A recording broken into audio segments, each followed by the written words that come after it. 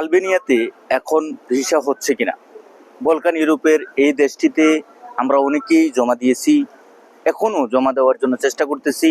তবে একটা বিষয় আপনাকে লক্ষ্য রাখতে হবে ভাই, এই দেশটির জন্য আপনি যদি জমা দেন, আপনাকে কিন্তু অতীতের এ দেশের ভিসা প্রসেসিং সম্পর্কে বা ভিসা দেওয়ার রেশিও সম্পর্কে পরিষ্কার একটি ধারণা থাকতে হবে।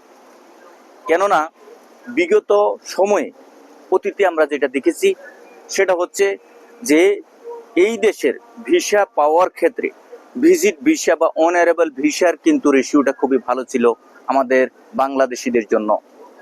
বর্তমানে এই দেশটিতে ভিসার ক্ষেত্রে যে রেশিওটা, কাজের ভিসা অনেকেই বলে, অনেকেই বলবে, অনেকের কাছে শুনবেন যে ভিসা হচ্ছে, কাজের ভিসাতে আপনাকে নিয়ে যাবে, যে কোনো উপায়ে সেখানে গিয়ে আপনাকে কাজ দিবে। আসলে আদৌ এখন পর্যন্ত কাজের ভিসা নিয়ে খুব গুটি সংখ্যক লোকই কিন্তু গিয়েছে।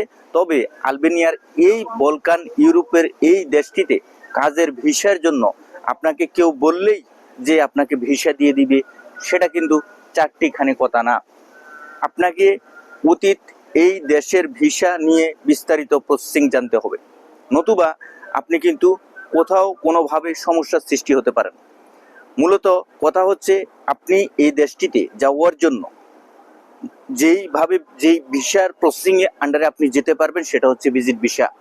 আর বাংলাদেশিদের ক্ষেত্রে প্রবাসী হিসেবে বিশেষ করে দুবাই থেকে যারা যেতে চাচ্ছেন আলবেনিয়া এই দেশটির জন্য, তারাও কিন্তু যেতে পারবেন। তবে অনারেবল ভিসা, ভিজিট ভিসার ক্ষেত্রে আপনাকে যে ধরনের রিকোয়ারমেন্টস প্রয়োজন সেগুলো যদি সঠিকভাবে একবারে অথেন্টিক রিয়েল ওয়েতে আপনি যদি ইমিগ্রেশনের কাছে স্থাপন না করতে পারেন বা পেশ করতে না পারেন, তাহলে কিন্তু আপনাকে আবার ডিপোর্ট করে পাঠানো হবে। বাংলাদেশ থেকে যেতে হলে ইন্ডিয়া আলবেনিয়া এম্বাসিতে গিয়ে ফাইল সাবমিশন করে, ভিসা অ্যাপ্লিকেশন সাবমিশন করে আপনাকে ভিসা নিতে হবে।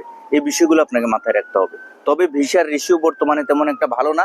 যদিও কেউ আবেদন করতে চায়, আপনি ইন্ডিয়াতে গিয়ে বা ই ভিসা বা অনারেবল ভিসার জন্য আবেদন করতে পারেন। সেই হিসাবে এম্বাসিতে মেইল করে বিস্তারিত জেনে শুনে আপনি সামনে অগ্রসর হবেন। ধন্যবাদ।